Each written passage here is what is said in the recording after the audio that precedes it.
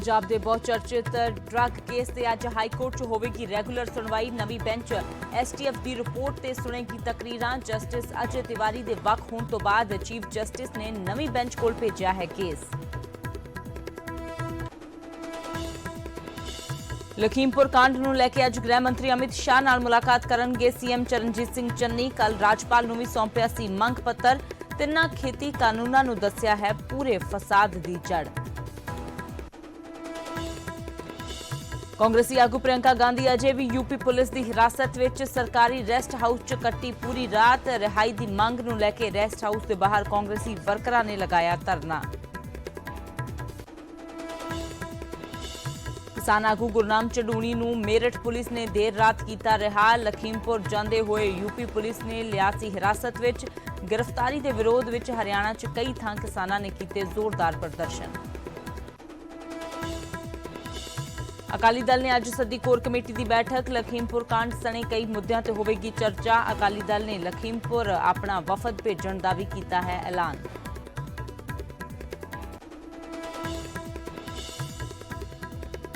हिसार च किसानां ने बीजेपी विधायक नूं बनाया बंधक। धक्का मुक्की च विधायक दे कपड़े भी फटे।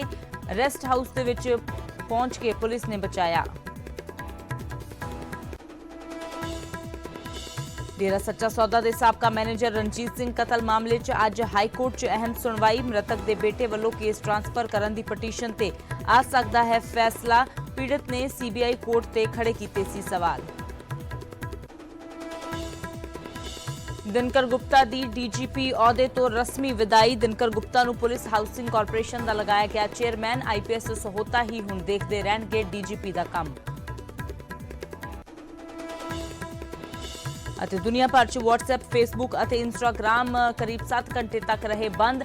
डीएनएस रूटिंग समस्यावां करके सेवावां च आई रुकावट। भारत समेत पूरी दुनिया च ने अरबां यूजर्स।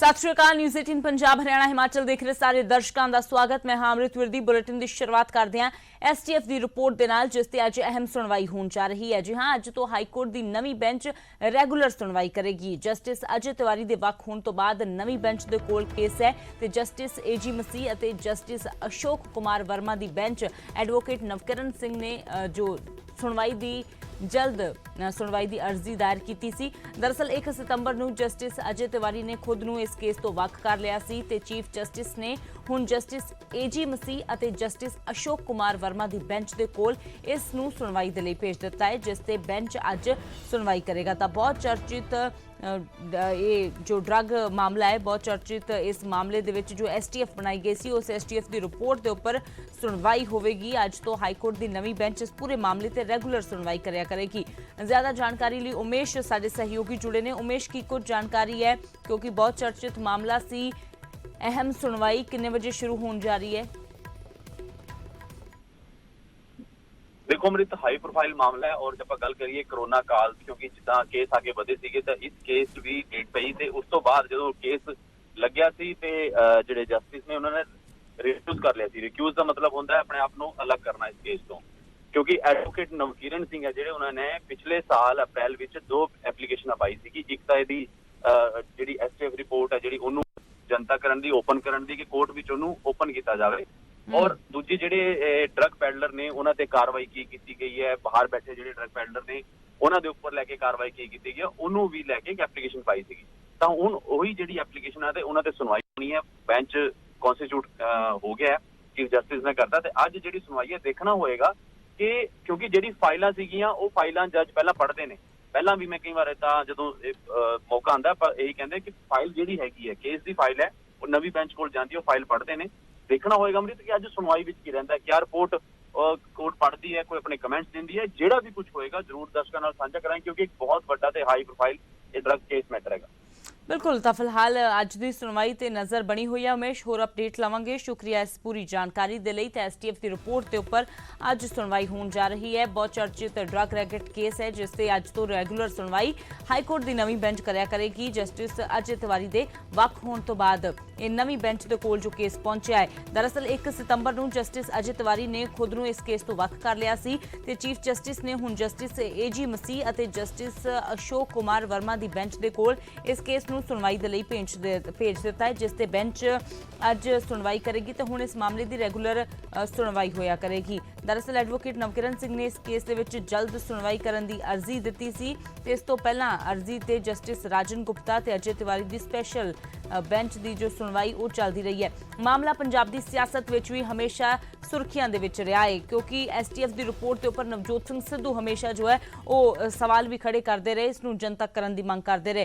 तो हुण नवजोत सिंह सिद्धू ने ट्वीट जो किया है कि अज STF की रिपोर्ट 2.5 साल की देरी तो बाद मुड़ बंद पईयां फाइलों चों बाहर निकलेगी। अदालत वालों नशियां की तस्करी के मुख मुलजामां के नाम दसे जाणगे, जो कि पंजाब के नौजवानों ਅਤੇ ਮਾਵਾਂ ਦੀ ਪਹਿਲੀ ਜਿੱਤ ਹੋਵੇਗੀ। ਉਮੀਦ ਹੈ ਕਿ ਮੁਲਜ਼ਮਾਂ ਨੂੰ ਅਜਿਹੀ ਸਜ਼ਾ ਮਿਲੇਗੀ ਜੋ ਆਉਂਦੀਆਂ ਪੀੜ੍ਹੀਆਂ ਵੀ ਯਾਦ ਰੱਖਣਗੀਆਂ। ਤਾਂ ਨਵਜੋਤ ਸਿੰਘ ਸਿੱਧੂ ਅਕਸਰ ਇਸ ਰਿਪੋਰਟ ਨੂੰ ਜਨਤਕ ਕਰਨ ਦੀ ਮੰਗ ਕਰਦੇ ਰਹਿੰਦੇ ਨੇ। ਕਹਿੰਦੇ ਨੇ ਕਿ ਰਿਪੋਰਟ ਦੇ ਵਿੱਚ ਜਿਨ੍ਹਾਂ ਮੁਲਜ਼ਮਾਂ ਦੇ ਨਾਮ ਨੇ, ਜਿਨ੍ਹਾਂ ਡਰੱਗ ਪੈਡਲਰਸ ਦੇ ਨਾਮ ਨੇ, ਉਹਨਾਂ ਦੇ ਉੱਪਰ ਕਾਰਵਾਈ ਕੀਤੀ ਜਾਵੇ। ਪਰ ਹਾਲਾਂਕਿ ਕੋਰੋਨਾ ਕਾਲ ਦੇ ਕਰਕੇ ਵੀ ਲੰਬਾ ਸਮਾਂ ਇਹ ਕੇਸ ਹੋਰ ਵੀ ਜ਼ਿਆਦਾ ਪੈਂਡਿੰਗ ਪਿਆ ਰਿਹਾ।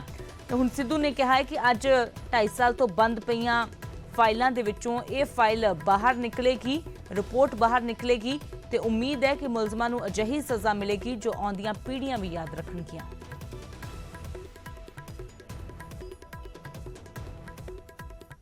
तो उधर दूजे पासे गल करते हैं लखीमपुर कांड की, जिसनूं लैके पूरे देश की सियासत पखी हुई है। तो इस सब के विचाले पंजाब के मुख्यमंत्री अज गृह मंत्री अमित शाह नूं मिलणगे। CM चन्नी शाम 6 बजे दिल्ली दे विच मुलाकात करनगे गृह मंत्री दे नाल ते किसानी मसलियां नूं लैके गलबात की जाएगी। लखीमपुर कांड का मुद्दा चुकणगे CM चन्नी। पिछले दिनी PM मोदी नूं भी मिले सी CM चन्नी ते उत्थे भी खेती कानून रद्द करन दी मंग कर चुके ने ते कल भी इसे मसले ते गवर्नर दे नाल मुलाकात की गई है कांग्रेस के एक वफद दे वल्लों, जिसकी अगवाई खुद CM चन्नी ने की। तो फिलहाल अज मुलाकात करके एक बार फिर तो मसला चुकया जाएगा, क्योंकि CM चन्नी के मुताबिक सारे फसाद की जड़ एक खेती कानून ही ने।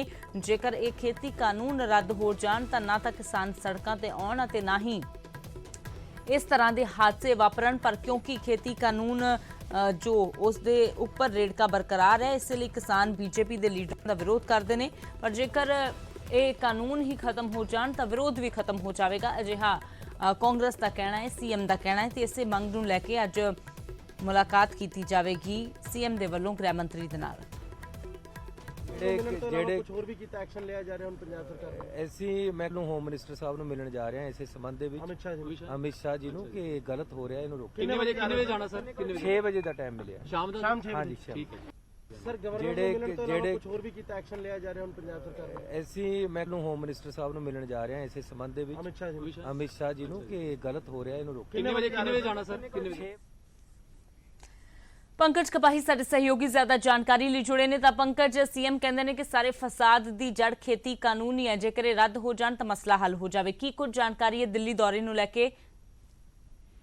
देखो, अज दोपहर तो बाद चरणजीत सिंह चन्नी जिहड़े ने वो शाम 6 बजे के करीब होम मिनिस्टर अमित शाह के नाल मुलाकात करन जा रहे हैं और खेती कानून रद्द किए जान की जाएगी, क्योंकि लखीमपुर के इस तरीके घटना वापरी पंजाब च इस तरीके हालात ना बिगड़न पंजाब च, क्योंकि पंजाब बॉर्डर स्टेट है और पंजाब के पहले ही सरहद पार तो कई सारे हथियार आ रहे हैं और चोणों के नेड़े आके कई सारी इनपुट मिलती है। तमाम जानकारी मुख्यमंत्री चरणजीत सिंह चन्नी जिहड़े ने होम मिनिस्टर के नाल साझी करनगे और एक मंग की जाएगी कि जिस तरीके हालात बन रहे हैं, जिस तरीके किसान दिल्ली दी बरूहां दे उत्ते बैठे हुए ने, वक्-वक् थावां ते प्रदर्शन हो रहा है, तो मुख्यमंत्री की ये मंग होएगी कि तिन्ने खेती कानून जिहड़े ने वापस लिते जान और इस वजह करके शाम 6 बजे के करीब होम मिनिस्टर अमित शाह के नाल मुलाकात जिहड़ी है वो मुख्यमंत्री चरणजीत सिंह चन्नी होरां दी होण जा रही है। जी पंकज, शुक्रिया फिलहाल इस पूरी जानकारी के लिए। तो शाम 6 बजे मुलाकात होगी। दोपहर बाद CM ਦਿੱਲੀ ਜਾਣਗੇ। ਤਾਂ ਲਗਾਤਾਰ ਦਿੱਲੀ ਦੌਰੇ ਜਾਰੀ ਨੇ ਸੀਐਮ ਦੇ, ਤਾਂ ਕਦੇ ਹਾਈ ਕਮਾਂਡ ਦੇ ਨਾਲ, ਕਦੇ ਪ੍ਰਧਾਨ ਮੰਤਰੀ ਦੇ ਨਾਲ, ਤੇ ਅੱਜ ਖਾਸ ਤੌਰ ਤੇ ਗ੍ਰਹਿ ਮੰਤਰੀ ਦੇ ਨਾਲ ਮੁਲਾਕਾਤ ਕਰਨ ਦੇ ਲਈ ਜਾਣਗੇ। ਲਖੀਮਪੁਰ ਕਾਂਡ ਦੀ ਤਾਂ ਗੱਲ ਕਰਨਗੇ, ਪਰ ਹਵਾਲਾ ਪੰਜਾਬ ਦਾ ਵੀ ਦੇਣਗੇ, ਕਿਉਂਕਿ ਪੰਜਾਬ ਇੱਕ ਸਰਹੱਦੀ ਸੂਬਾ ਹੈ ਤੇ ਪੰਜਾਬ ਤੋਂ ਵੱਡੀ ਗਿਣਤੀ ਵਿੱਚ ਕਿਸਾਨ ਅੰਦੋਲਨ ਕਰ ਰਹੇ ਨੇ। ਤੇ ਆਉਣ ਵਾਲੇ ਦਿਨਾਂ 'ਚ ਕਿਤੇ ਪੰਜਾਬ ਦੇ ਵਿੱਚ ਅਜਿਹੀ ਸਥਿਤੀ ਨਾ ਬਣ ਜਾਵੇ, ਇਹਨਾਂ ਸਾਰੀਆਂ ਚੀਜ਼ਾਂ ਨੂੰ ਰੋਕਣ ਦੇ ਲਈ ਇਸ ਦੇ ਉੱਪਰ ਧਿਆਨ ਗ੍ਰਹਿ ਮੰਤਰੀ ਦਾ ਦਿਵਾਉਣਗੇ। ਮੁਲਾਕਾਤ ਕਿਸ ਤਰ੍ਹਾਂ ਦੀ ਨਿਕਲਦੀ ਹੈ, ਇਸ ਦੇ ਉੱਪਰ ਨਜ਼ਰ ਬਣੀ ਹੋਈ ਹੈ।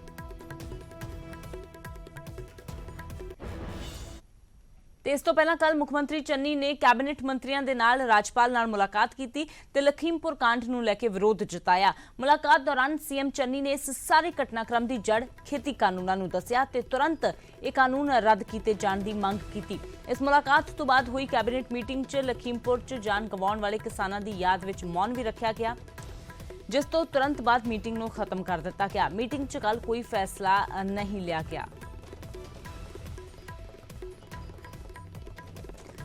जो कल कांग्रेस के वलों ਵੱਖ-ਵੱਖ ਥਾਵਾਂ ਤੇ जो है अपना रोस जताया गया। एक पासे सीएम के वलों मुलाकात की गई गवर्नर के नाल कैबिनेट मंत्रियों को लैके ते एक मंग पत्र सौंपिया गया ते दूजे पासे नवजोत सिंह सिद्धू की अगवाई दे विच राज भवन के बाहर प्रदर्शन होया। उधर एक पासे डिप्टी सीएम सुखजिंदर सिंह रंधावा अपने साथियों के नाल लखीमपुर रवाना होए, पर उन्होंने सहारनपुर दे विच ही हिरासत विच लै लिया गया। तो कैबिनेट दे विच भी कल मौन रखा गया ते उस तो बाद कैबिनेट जो है वो कल कोई एक्सरसाइज उत्थे नहीं हुई है। कल कैबिनेट नूं खत्म कर दिता गया, सिर्फ जो किसान मारे गए ने उन्हां दी याद विच मौन रखण तो बाद। मकसद ये है कि लखमीपुर खेड़ी यूपी दे विच जिहड़ी अनफॉर्चुनेट घटना हुई है वो बहुत ही निंदणयोग है, बहुत गलत होया, नजायज होया और इस तरह की घटनावां नहीं होणियां चाहिदियां ते नहीं होनी चाहिदी सी। इस करके असीं गवर्नर साहब नूं मिले है कि उन्हां बंदियां नूं फड़िया जावे, योग कार्रवाई करी जावे। इहदा जिहड़ा सारा कारण है वो 3 काले कानून है जिहड़े किसानां दे विरोध, सरकार पंजाब दे विरोध और साडी आर्थिकता नूं नुकसान पहुंचा रहे।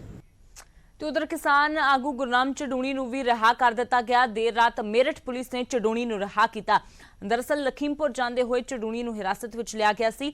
पीड़ित परिवारां नूं मिलना चाहुंदे सी चडूणी ते उस तो बाद गिरफ्तार कर लिया गया। हालांकि गिरफ्तारी दे विरोध विच हरियाणा च कई थां किसानां ने जाम लगा दिते। रिहाई तो बाद किसानां ने थोड़ी देर बाद ही जाम खोल दिते। तां कल लगातार जिस वलों भी यूपी जाण दी, लखीमपुर जाण दी कोशिश की गई है, उन्हां सारिआं नूं ही पुलिस दे वलों हिरासत विच लै लिया गया। हालांकि देर रात इन्हां सारे आगूआं नूं रिहा भी कर दिता गया।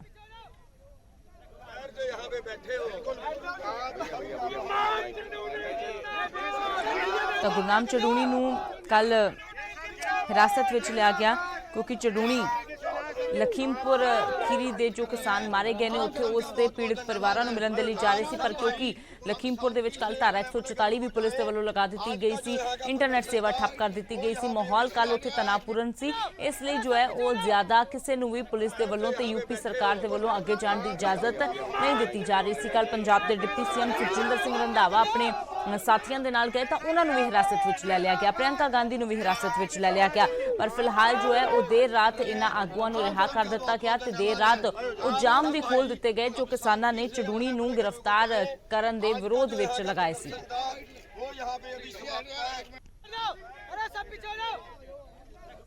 ਤੇ ਉਧਰ ਕੱਲ ਪੂਰੇ ਦੇਸ਼ ਦੇ ਵਿੱਚ ਇਸ ਘਟਨਾ ਦਾ ਰੋਸ ਦੇਖਣ ਨੂੰ ਮਿਲਿਆ। ਲਖੀਮਪੁਰ ਦੇ ਮ੍ਰਿਤਕ ਕਿਸਾਨਾਂ ਨੂੰ ਸ਼ਰਧਾਂਜਲੀ ਦਿੱਤੀ ਗਈ। ਵੱਖ-ਵੱਖ ਥਾਵਾਂ ਤੇ ਵੱਖ-ਵੱਖ ਸ਼ਹਿਰਾਂ ਦੇ ਵਿੱਚ ਕੈਂਡਲ ਮਾਰਚ ਕੱਢੇ ਗਏ ਤੇ ਇਹਨਾਂ ਮ੍ਰਿਤਕਾਂ ਨੂੰ ਯਾਦ ਕੀਤਾ ਗਿਆ, ਸ਼ਰਧਾਂਜਲੀ ਦਿੱਤੀ ਗਈ। ਇਹ 7 ਤਸਵੀਰਾਂ ਤੁਹਾਨੂੰ ਦਿਖਾ ਰਹੇ ਹਾਂ ਦਿੱਲੀ ਤੋਂ ਲੈ ਕੇ ਅੰਮ੍ਰਿਤਸਰ, ਨਾਭਾ, शिमला, फरीदकोट, मोगा, चंडीगढ़ जिथे अकाली दल वालों भी मार्च किया गया। दिल्ली दे विच आम आदमी पार्टी दे वालों भी मार्च किया गया। तो कांग्रेस दे वालों भी नाभा ते अमृतसर दे विच मार्च कढ़िया गया ते शिमला दे विच भी कांग्रेस ने मार्च किया, जबकि फरीदकोट, मोगा ते चंडीगढ़ दे विच अकाली दल दे वालों इन्हां जो लखीमपुर कांड दे मारे गए किसानां दी याद विच कैंडल मार्च कढ़िया।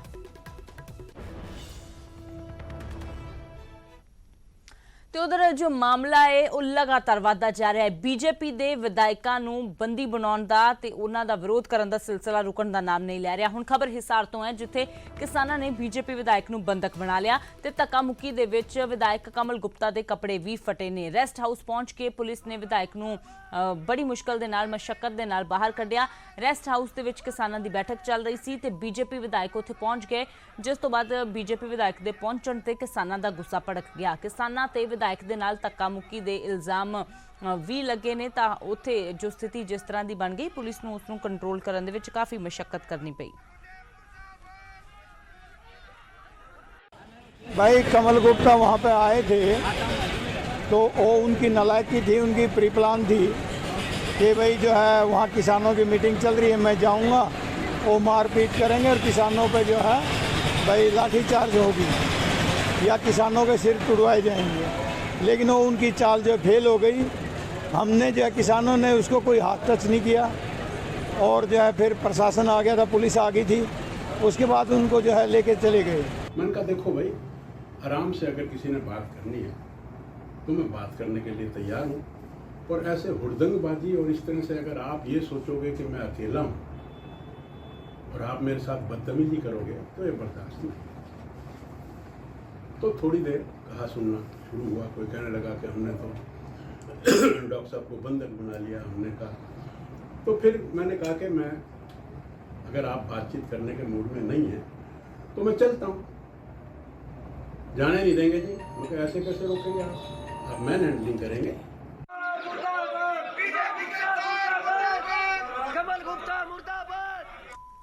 संदीप सैनी साडे सहयोगी ज्यादा जानकारी लिए जुड़े ने। तो संदीप, बीजेपी विधायक को बंधक बना लिया गया, क्या कुछ फिलहाल जानकारी है? मौके पर स्थिति कैसी है? जी, कल शाम का वाक्य है कमल गुप्ता वो पहुंचे थे रेस्ट हाउस में।